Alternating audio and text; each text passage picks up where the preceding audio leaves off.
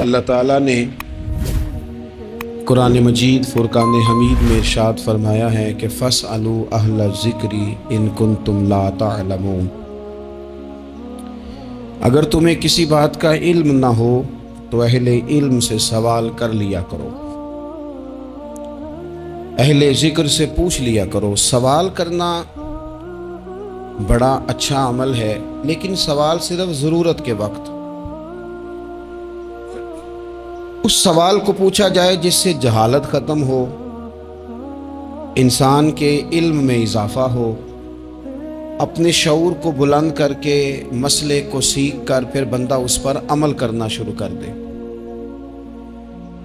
نبی پاک صلی اللہ تعالی علیہ وسلم کے صحابہ حضور سے سوالات کرتے تھے۔ امت کو اجازت دی گئی ہے کہ وہ اپنے علماء سے، اہل علم سے، ذی شعور لوگوں سے مشاورت کرے، اور جس چیز کا علم نہیں ہے وہ اس شعبے کے ماہر سے جا کر اس کے متعلقہ وہ رائے لے۔ بہت زبردست مفتی بھی ہو، جید قسم کا عالم ہو، کتاب و سنت پر، سیرت پر، تصوف پر اس کی پوری دسترس بھی ہو، تو پھر بھی اسے حکم ہے کہ اگر وہ بیمار ہے تو وہ ڈاکٹر سے رجوع کرے، اس سے وہ سوال پوچھے، اپنی تسلی کرے اور اپنے حفظان صحت کے اصولوں کے مطابق وقت گزارے، لیکن وہ ضرورت کا، بے تکا نہیں، غلط نہیں، بحث کے لیے نہیں۔ نبی پاک صلی اللہ تعالی علیہ وسلم نے اس کی حوصلہ افزائی ان الفاظ کے ساتھ فرمائی ہے جو ابو داؤد شریف میں موجود ہیں۔ حضور علیہ السلام نے فرمایا کہ جہالت سے نجات حاصل کرنے کا ذریعہ سوال ہے۔ سوال پوچھو تاکہ تمہاری جہالت دور ہو جائے، لیکن اس کے کچھ قاعدے، کچھ ضابطے، کچھ اصول ہیں۔ ہمارے ہاں کچھ عرصے سے یہ رجحان ہوا ہے کہ ابحاث، کثرت سوالات، ایسی باتیں جن کا اس انسان سے جو سوال پوچھ رہا ہے دور دور تک کوئی تعلق ہی نہیں بنتا، بے معنی اور بے مقصد اور بے محل گفتگو، بے موقع باتیں، یہ رجحان پکڑتی جا رہی ہیں سوسائٹی کے اندر۔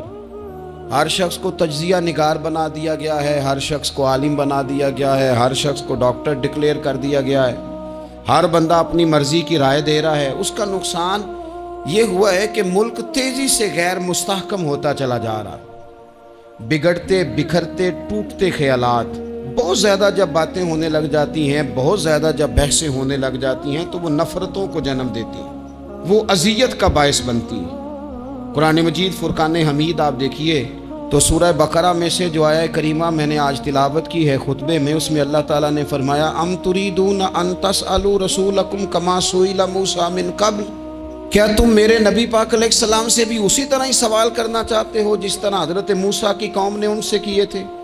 جس طرح پہلے حضرت موسیٰ علیہ السلام سے سوال کیا گیا تھا، تم بھی میرے رسول سے اسی طرح سوال کرنے کا ارادہ رکھتے؟ کبھی بنی اسرائیل والوں نے کہا کہ ہمیں پتھر سے پانی نکال کے دیا جائے، کبھی کہا کہ ہمیں کھانا من و سلوہ دیا جائے، کبھی کہا کہ ہم اس وقت مانیں گے جب رب کو اعلانیہ دیکھ لیں گے۔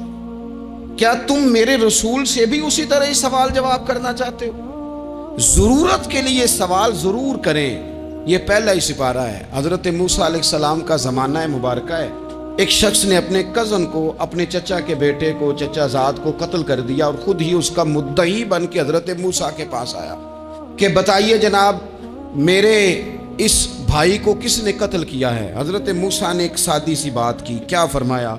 وَإِذْ قَالَ مُوسَىٰ لِقَوْمِهِ إِنَّ اللَّهَ يَأْمُرُكُمْ أَن تَذْبَحُوا بَقَرَةً۔ حضرت موسیٰ علیہ السلام نے اپنی قوم سے کہا کہ اللہ تمہیں حکم دیتا ہے کہ ایک گائے ذبح کرو، گائے کا کچھ حصہ مقتول کو مارو، وہ خود اٹھ کے بتا دے گا مجھے کس نے قتل کیا ہے۔ یہ پہلا سپارہ ہے قرآن مجید کا، آپ اس کو دیکھ لیں، یہ آیت نمبر 67 سے شروع ہو رہا ہے۔ تو اب وہ چونکہ ذبح کرنا نہیں چاہ رہا تھا، اس کو پتا تھا کہ مجرم تو میں خود ہوں، وہ ذبح چونکہ کرنا نہیں چاہ رہا تھا تو اس سے کہا کہ مارو ایک حصہ گائے کا، اس کو تو یہ اٹھ کے بتا دے گا۔ تو اس نے جواب کیا دیا؟ قالوا اتتخذون ہزوا، کہنے لگا آپ میرے ساتھ مذاق کرتے ہیں؟ کبھی ایسا بھی ہوا ہے؟ قال اعوذ باللہ ان اکون من الجاہلین، حضرت موسیٰ علیہ السلام فرمانے لگے میں اللہ کی پناہ مانگتا ہوں میں جاہلوں میں سے ہو جاؤں. ہر وقت مذاق کرتے رہنا یہ تو جاہلوں کا طریقہ ہے. کن کا ہے؟ حضرت موسیٰ نے کہا ہے، قرآن پاک ہے. ہر وقت مذاق کرتے رہنا. خوش طبعی اور چیز ہے، مسکراتے رہنا، لیکن کسی کا مذاق ہر وقت اڑاتے رہنا کن کا طریقہ ہے؟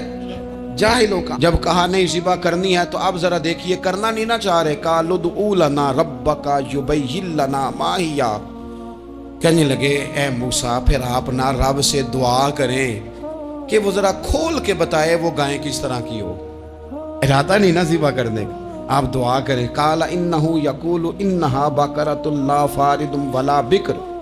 فرمایا کہ رب کہتا ہے وہ گائے نہ بوڑھی ہو نہ زیادہ بچیا ہو. عوان بین ذالک، ان کے درمیان ہو، یعنی جوان گائے ہو.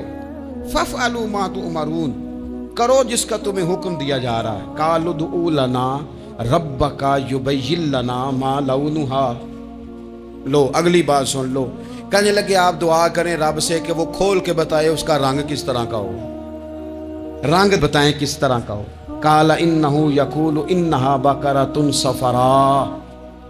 فرمایا رب فرماتا ہے کہ صفراء رنگ کی ہو، یعنی گہرے زرد رنگ کی ہو. یہ رب فرماتا ہے اس طرح کی گائے ذبح کرو. فاقع لونھا تسر الناظرین، اور جب کوئی اسے دیکھے تو اسے اچھا بھی لگے، آنکھوں کو اچھی لگے وہ گائے. اس طرح کی گائیں ذبح کرو. لو اتنی باتیں بتا دی. قالوا ادع لنا ربک یبین لنا ما ہی. کہنے لگے نہیں آپ پھر دعا کریں اللہ ذرا کھول کے بتائے گائیں کس طرح کی ہو. ان البقرہ تشابہ علینا، ہمیں ذرا گائیں پر شبہ پڑ گیا ہے کس طرح کی ذبح کرنی چاہیے. وَإِنَّا انشاءاللہ لمہتدون، اگر اللہ نے چاہا تو ضرور ہم ہدایت پا جائیں گے. پھر اللہ تعالیٰ نے فرمایا کہ قال انہ یقول انہا بقرۃ لا ذلول تثیر الارض. گائیں اس طرح کی ہو کہ وہ کبھی کھیتی میں نہ چلائی گئی ہو، یعنی اس کو کبھی کام نہ اس سے لیا گیا ہو. بیل کو لوگ لگاتے تھے نا، جو کام آج ٹریکٹر سے لیا جاتا ہے وہ گائے بیل سے لیا جاتا تھا. تو وہ کھیتی باڑی کے کام نہ اس کو لگایا گیا ہو. ولا تسقی الحرث، اور نہ اس سے پانی نکالا گیا ہو، نہ کھیت چلانے ہل چلانے میں لگائی گئی ہو. اور وہ جو کنواں ہوتا تھا جس کے گرد گائیں گھومتی تھی، تو کہا وہ بھی کام اس نے نہ کیا ہو گائے نے. مسلمۃ لا شیۃ فیہا، وہ ہر عیب سے پاک ہونی چاہیے. قالوا الآن جئت بالحق، اب کہنے لگے اب آپ صحیح بات لے کے آئے، اب سوال ختم ہو گئے نا. کہنے لگے اب آپ بات فذبحوہا، انہوں نے ذبح کر دی. وما کادوا یفعلون، پر ایسا کرتے نظر آتے، لگتا نہیں تھا کریں گے ذبح پر ذبح. اچھا یہ گائیں پھر ملی کیسے؟ امام خازن کہتے ہیں کہ ایک نیک آدمی تھا، تو اس کا آخری وقت آ گیا تو اس کے پاس جو کل جمع پونجی تھی وہ ایک بچیا تھی، گائیں کی بچیا ویڑی، اس کے پاس وہ ایک بچیا تھی صرف. تو اس نے اس طرح کیا کہ اس کی گردن پر ایک مہر لگائی، اللہ کے نام پر بطور امانت اس نے اس کو جنگل میں چھوڑا. کہا یا اللہ میرا بیٹا ایک ہی ہے، وہ بھی چھوٹا ہے، اس کی حفاظت کرنا اور میرے بیٹے کو پہنچا دینا. بچہ بالغ ہو گیا. اس کی ماں نے کہا بیٹا جو امانتیں رب کے پاس رکھوائی جائیں نا ان میں خیانتیں نہیں ہوا کرتی، جا کے جنگل میں آواز دے تیری گائے واپس آ جائے گی. اس نے جا کے جنگل میں آواز دی کہ وہ جو میرے باپ نے امانت رکھوائی تھی وہ کدھر ہے. وہ نشان لگی ہوئی گائیں دوڑتی ہوئی اس کے پاس آئی. واللہ خیر الرازقین، جب رب بندوبست کرے، جب اللہ بندوبست کرے تو پھر معاملہ اور ہوتا ہے. وہ گائے آ گئی. اب اس نے کیا کیا اس نوجوان نے کہ وہ گائے گھر لایا، ماں سے آ کے کہا کہ اماں یہ تو اللہ نے فضل کر دیا. ماں کہنے لگی پتر حالات ہمارے خراب ہیں، منڈی میں لے جا اسے بیچ دے، لیکن سودا میری مرضی کے بغیر طے نہ کرنا. کس کی مرضی کے بغیر؟ کس کی؟ اماں کی مرضی. اور سنو یار، تھے کچھ لوگ جن کو لوگوں نے تانے بھی دیے کہ تم ماں کے پیچھے لگ گیا ہے، لوگوں نے بڑا کچھ کہا، پر جو ماں کی مرضی پہ لگے ناکام نہیں ہوتے زندگی میں. یہ دیکھو ماں کی مرضی پہ لگا. اس کی قیمت کتنی تھی گائے کی؟ بڑی مہنگی تھی، پر 3 دینار کی تھی. منڈی میں لے گیا، 3 دینار اس کی قیمت لگ گئی. تو ماں نے کہا تھا میری مرضی کے بغیر سودا نہ کرنا. اب بچے تو نہیں نا مانتے، اماں کو کیا پتا باہر بزنس کیا ہے، لین دین کیا ہے، پر ماں نے کہا تھا میری مرضی، بندہ دے رہا ہے اسے 3 دینار، اس نے کہا جی میں نے طے تب کرنا ہے، ڈن تب کرنا ہے، پہلے اماں سے پوچھنا ہے۔ گھر جا کے اماں سے پوچھا، اماں کہنے لگی دے دے۔ واپس آیا تو اس نے کہا کہ میں 6 دینار دیتا ہوں پر میری شرط ہے، ماں سے نہیں پوچھنا۔ اس نے کہا تو 12 بھی دے، ڈن تب بھی ہونا ہے جب اماں نے کہنا ہے۔ وہ جب اس طرح کی اس نے گفتگو کی، واپس اپنی والدہ کے پاس گئے، کہنے لگے اماں سمجھ نہیں آتی، 3 دینار کی گائیں بندہ 12 میں خریدنے کو تیار ہے، شرط لگاتا ہے کہ اماں سے نہیں پوچھنا۔ تو والدہ کہنے لگی پتر پہلے اس سے جا کے پوچھ کیا وہ ہے کون، یہ کوئی روحانی معاملہ ہے، کوئی غیبی مدد ہے، پوچھ۔ اس سے جا کے پوچھا تو وہ کہنے لگا میں تو فرشتہ ہوں اللہ کا، تو نے گائیں بیچنی نہیں، اس لیے کہ تیرا باپ بھی نیک ہے، تیری ماں بھی نیک ہے، رب تیرے رزق میں برکت پیدا فرمانا چاہتا ہے، ماں باپ نیک ہونا رزق میں برکت ہو جاتی ہے، ماں باپ نیک ہو، ان کی صالحیت کا اثر پہنچتا ہے بچوں تک، رزق حلال کما کے لانے والے ہوں تو گھر میں برکت ہوتی ہے۔ جا کے کہا کہ تیرے ماں باپ نیک تھے، اسے نہ بیچنا گائے کو، تو کیا کریں؟ کہنے لگے بنی اسرائیل والے سوال کر کر کے خود مشکل میں آ گئے۔ اب وہ ایسی گائے جو جوان بھی ہو، یہاں تو ہر غریب آدمی اپنی گائیں یہاں لگا دیتا ہے، کھیتی باڑی میں یہاں لگا دیتا ہے، کنویں میں پانی نکالنے میں تو یہاں تو ہر ایک کی گائیں، تو ایسی گائیں جس کا رنگ بھی اتنا پیارا ہو، زیادہ بوڑھی زیادہ بچی بھی نہ ہو، اور ابھی تک کھیت میں بھی نہ لگی ہو، وہ سوائے تیرے کہیں نہیں ہے۔ اس نے کہا چل پھر مہربانی کر بتا میں کتنے کو دوں گائیں، اگر وہ آ جائیں تو کتنے کو بیچنی ہے؟ اسے کہنا کوئی نہیں، ریٹ تو زیادہ کرنا ہی نہیں، ان سے کہنا گائے کے اندر سے گوشت نکال دیں اور جتنا گوشت ہے اتنے پیسے بھر دیں، اس کی کھلڑی بھر دیں۔ اب وہ بنی اسرائیل والے ڈھونڈتے پہنچ گئے، کہا جناب گائیں 3 دینار کیا 6 لے لو۔ اس نے کہا نہ بھائی، ذبح کروں گا، گوشت نکالوں گا، جتنا وزن گوشت کا اتنے پیسے بھرو گے کھال میں تو پھر گائے تمہیں ملے گی۔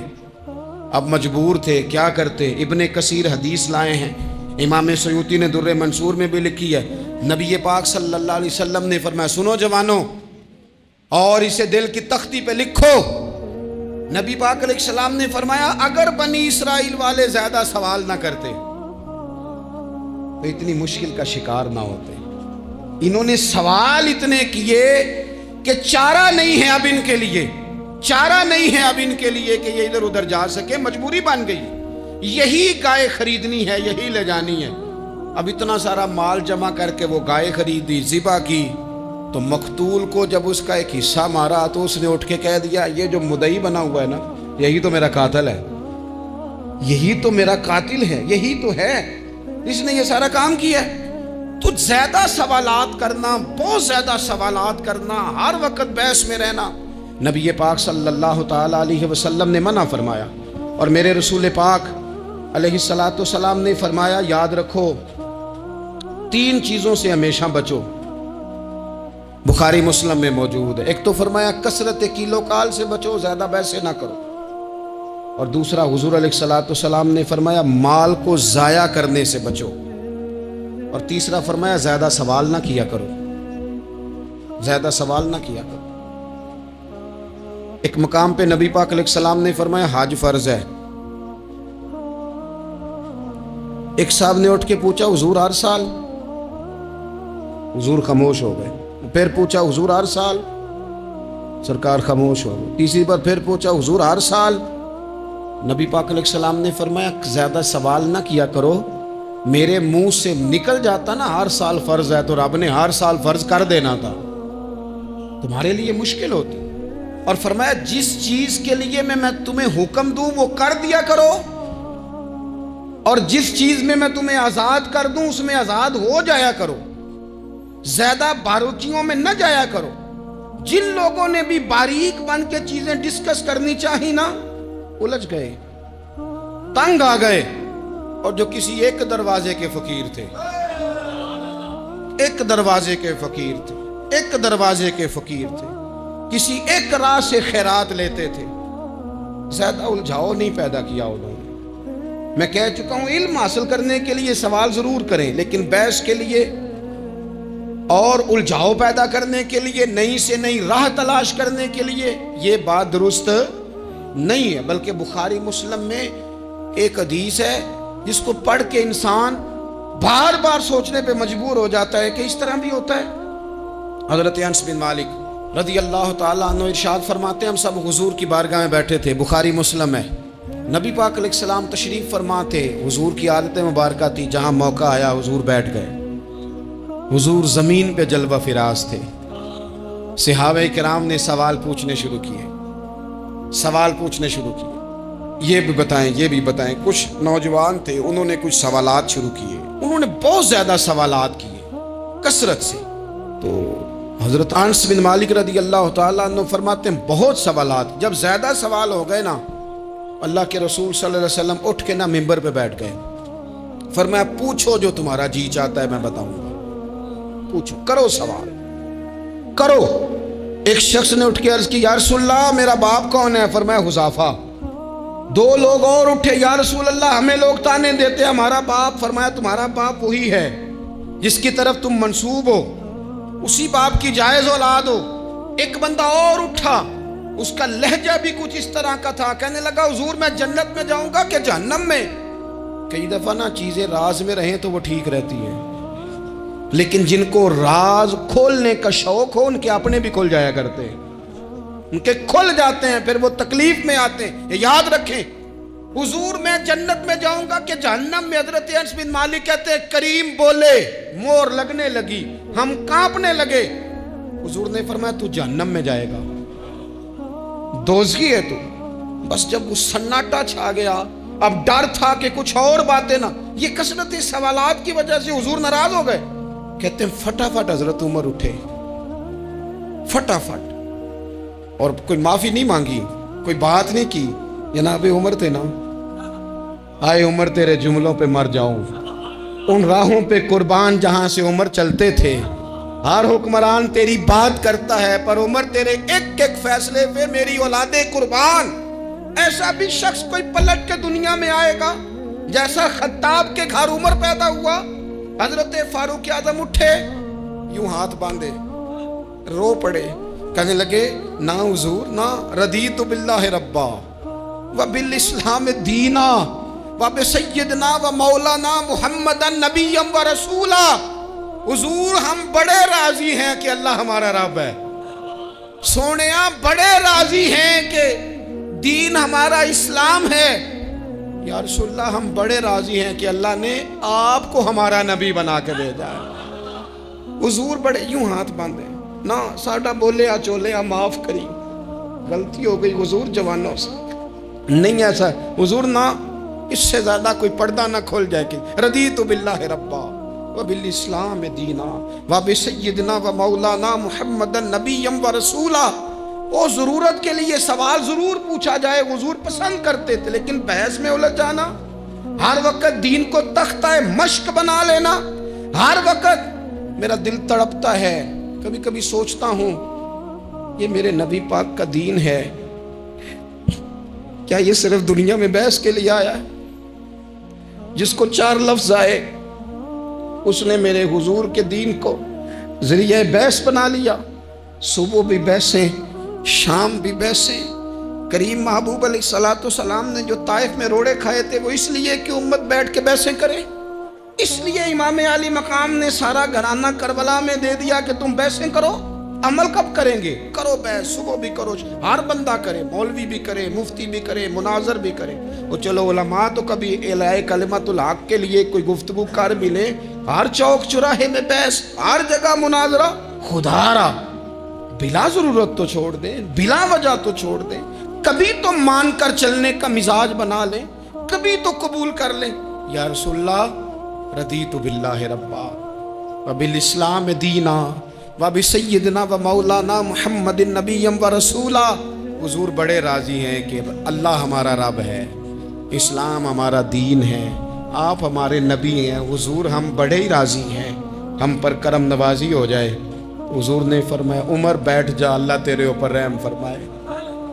عمر بیٹھ جانا، رب تیرے اوپر رحم فرمائے۔ اور پھر فرمایا عمر یہ رب نے تجھے ہی توفیق دی ہے، یہ تجھے توفیق ملی ہے، تو اتنی زیادہ بحثیں. میں کبھی کبھی کچھ سوالوں کے جواب دینے کو جی نہیں نہ چاہتا. آپ جو سوال کر رہے ہیں وہ پتہ ہے حضور کے ایک عظیم صحابی کے بارے میں کر رہے ہیں. آپ ان پر بحث کرنا چاہتے ہیں, آپ ان کو تختہ مشق بنانا چاہتے ہیں. جی نہیں کرتا, وہ ہستی اونچی ہے. نہ بھائی نہ, دل نہیں مانتا, خیال نہیں پیدا ہوتا. ہم تو ان بزرگوں کے ماننے والے ہیں جو حضور کی ازواج کا اور چاروں بیٹیوں کا نام لیتے تھے تو وضو کر کے لیتے تھے.